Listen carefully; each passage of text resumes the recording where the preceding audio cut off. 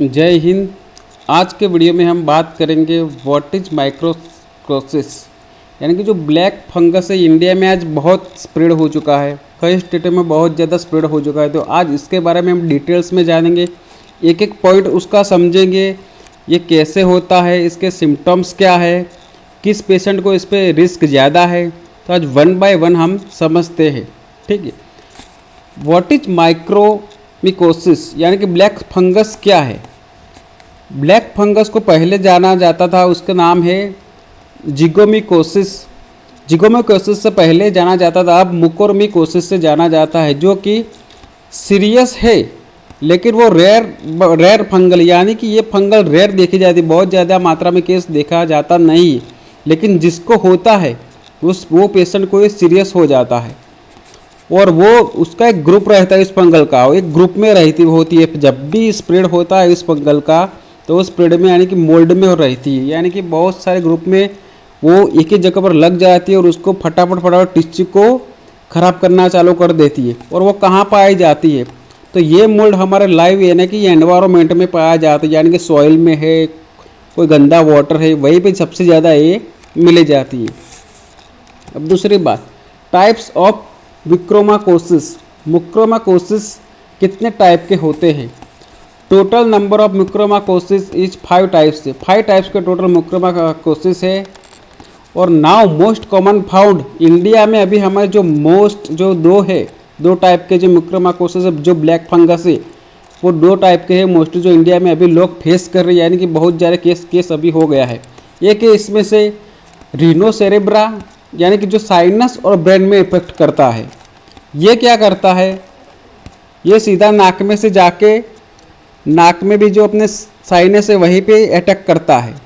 और दूसरा ये हमारे आई को भी स्प्रेड करता है, यानी कि ये आई, अगर आई से हमने आई को नहीं निकाला तो सीधा ब्रेन में चले गया, और ब्रेन में चला जाएगा तो पेशेंट को बचना बहुत मुश्किल हो जाएगा। यानी कि ये जो साइनस यानी कि ये जो है माइक्रोकोसिस, ये पेशेंट को हो गया था, उसका बचने का चांसेस 50%, यानी कि 50% ज़्यादा हो गया तो 50% बच भी सकता है और नहीं भी बच सकता है। इसमें क्या है कि एक ही सॉल्यूशन है, या तो उस फंगल को निकाल दिया जाए, यानी कि आई में हमें लगा है तो आई बॉल हमारा निकाल देना चाहिए। अगर नाक में हुआ है तो हमारे साइनस की जो टिश्यूज है उन सबको निकाल देना चाहिए, तो हम इसका स्प्रेड रोक सकते हो। दूसरा है प्लूमोनरी, जो लंग्स में होता है।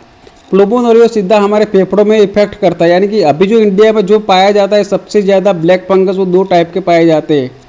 एक जो साइनस में होती है वो यानी कि रीनोसेरेब्रल, और दूसरा है प्लूमोनरी, यानी कि ये 2 ब्लैक फंगस हमारे अभी इंडिया में बहुत ज़्यादा स्प्रेड हो गई है।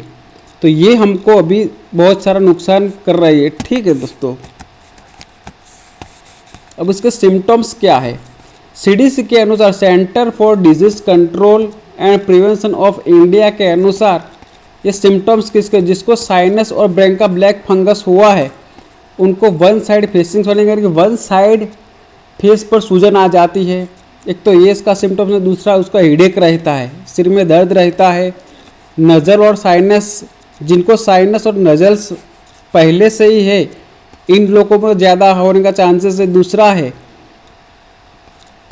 जो हमारा जो नोज़ है यानी कि नाक है, नाक पर जो ब्लैक डॉटिस, और होठ, मुंह पर जो होठ का भाग है वहीं पे ये ब्लैक डॉट सबसे ज़्यादा और एकदम स्पीड से स्प्रेड होना स्टार्ट हो जाते हैं, वो भी सीरियसली हो जाता है। दूसरा कि ये फीवर आता है एक तो। अब प्लूमोनरी जो हमारे लंग्स में होता है उसके सिम्टम्स क्या है, फीवर होता है, कफ होता है और चेस्ट में पेन होता है, और ब्रेथ लेने में हमें दिक्कत होती है। ये जो मोस्टली 2 कॉमन इंडिया में अभी जो स्प्रेड हुआ है सबसे ज़्यादा, ये 2 कॉमन के सिम्टम्स है। अभी किन किन पीपल को रिस्क ज़्यादा है इन दोनों फंगस के, जो ब्लैक फंगस है जो इंडिया में भी स्प्रेड हुआ है, इसके किन किन लोगों को अभी रिस्क ज़्यादा, जिनकी वीकनेस इम्यूनिटी है, जिनकी इम्यूनिटी वीकनेस है, जिस पेशेंट को HIV है और एड्स है। 3rd नंबर, पेशेंट का अनकंट्रोल डायबिटीज़, यानी कि उसका सबसे ज़्यादा डायबिटीज़ रहता है और किसी का डायबिटीज़ सबसे ज़्यादा कम रहता है, इन लोगों को ज़्यादा रिस्क रहता है। जो एंटी कैंसर के ट्रीटमेंट ले रहे यानी कि केरोथेरापी जैसे ट्रीटमेंट चल रही है उनको, भाई हाई डोज ऑफ स्टीरॉयड, जिनका स्टीरॉयड डोज सबसे ज़्यादा दिया जाता है उन पेशेंट को ज़्यादा रहता है। और जो पेशेंट कोविड पेशेंट पहले से ही रह चुके हैं उन पेशेंट को सबसे ज़्यादा होने का चांसेस ज़्यादा है। और जिस पेशेंट को ऑक्सीजन सप्लाई मास्क के द्वारा या वेंटिलेटर पर रखा गया था उन पेशेंट को सबसे ज़्यादा रिस्क रहता है। जिनका ऑर्गन ट्रांसप्लांट किया है वो और स्टेम सेल ट्रांसप्लांट लिया है ये है जिन पेशेंट को ये ब्लैक फंगस होने का रिस्क सबसे ज़्यादा है।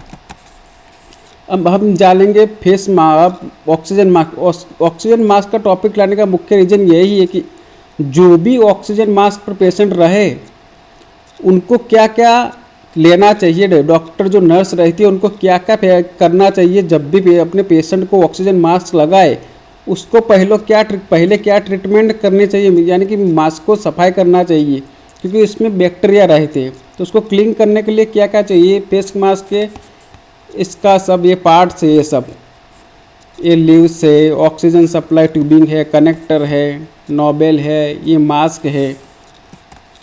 अब जानते हैं ऑक्सीजन मास्क जब हम यूज़ करें उससे पहले इस मास्क को क्या करना चाहिए। तो हमें इसको पहले जो साबुन का वाटर है उससे पहले हमको धोना चाहिए मास्क को, उससे भी दो करते हैं। फिर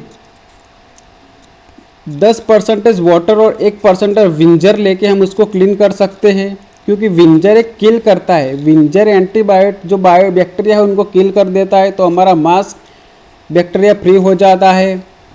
और हॉट वाटर में उसको रखा जाता है थोड़ी देर के लिए, यानी कि जो भी हमारा बैक्टीरिया हो वो ख़त्म हो जाइए तभी। और ये करने के बाद उसको सुखाया जाता है। जब भी ड्राई मास्क हो जाए तभी को पेशेंट में यूज़ में लेना है। इससे क्या होता है, बट ड्राई हमने मास्क नहीं किया और वैसा ही पेशेंट को हमने लगा दिया तो क्या होगा, पेशेंट के नाक में ह्यूमिडिटी ज़्यादा आएगी। तो ह्यूमिडिटी जहाँ पे ज़्यादा रहेगी, नमी ज़्यादा रहेगी, वही का फंगस होने का रिस्क सबसे ज़्यादा रहता है।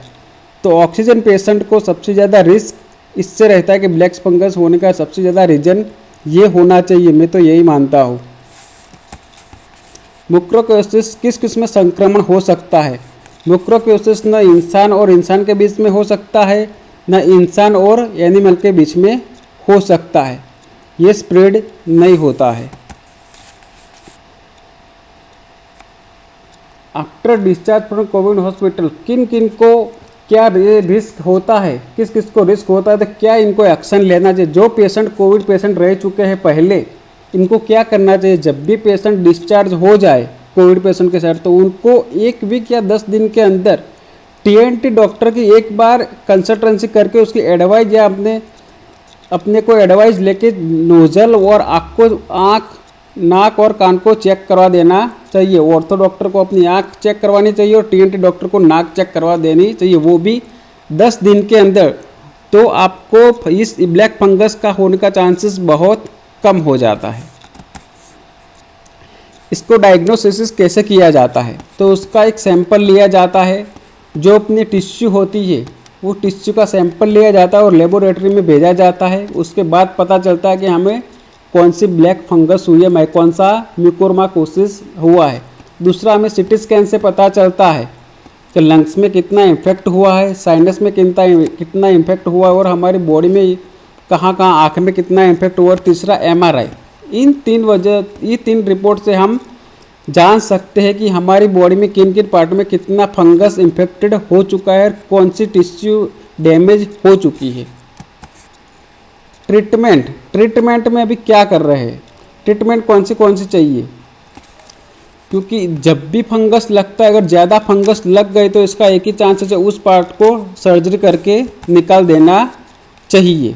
क्योंकि जो टिश्यू डैमेज हुई है वो टिश्यू डैमेज होने के बाद जो हमारा ब्लड सप्लाई है वो रुक जाए। तो रिकमेंडेड है कि जहाँ पे फंगस हुआ है वहीं पे उस पार्ट को निकाल दिया जाए, अगर डॉक्टर को सही लगता है तो।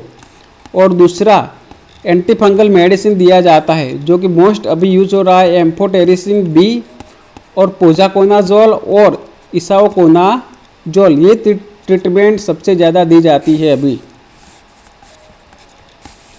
How to can lower risk on patient on mercury. जब भी पेशेंट को ऐसा कुछ डाउट लगे, जो हमने सिम्टम्स बताए, उस सिम्टम्स में थोड़ा सा भी उनको लगता है तो तुरंत उनको टीएनटी डॉक्टर और ऑर्थो डॉक्टर का कंसल्टेंस करना चाहिए। उससे क्या है, पेशेंट बच सकते हैं और जल्द से जल्द उनका इलाज हो पाए, और इलाज हो पाए तो उनकी जान भी बच सकती है और कोई हमारा बॉडी का पार्ट भी बच सकता है। मेजर स्टेट कौन कौन से स्टेट में सबसे ज़्यादा ये स्प्रेड हुआ है? अभी इंडिया में सबसे ज़्यादा अभी रिपोर्टेड किया गया है दिल्ली, महाराष्ट्र, गुजरात, हरियाणा और एमोंग अदर स्टेट भी है, यानी कि 10 स्टेट्स के ऊपर, यानी कि 13 के आसपास जो स्टेट है तो इंडिया में उनको अभी स्प्रेड हो गया है ब्लैक फंगस। और गुजरात में और महाराष्ट्र में तो सबसे ज़्यादा स्प्रेड हो गया है। और टोटल केसेस अभी इंडिया में अप्रॉक्स से इसके 8000 है और डेथ पाए गए हैं अप्रॉक्स 250 के आसपास। ठीक है दोस्तों, आज का वीडियो आपको मेरा अच्छा लगा तो इस वीडियो को शेयर करें, लाइक करें और सब्सक्राइब करें। आपका बहुमूल्य समय देने के लिए धन्यवाद। जय हिंद।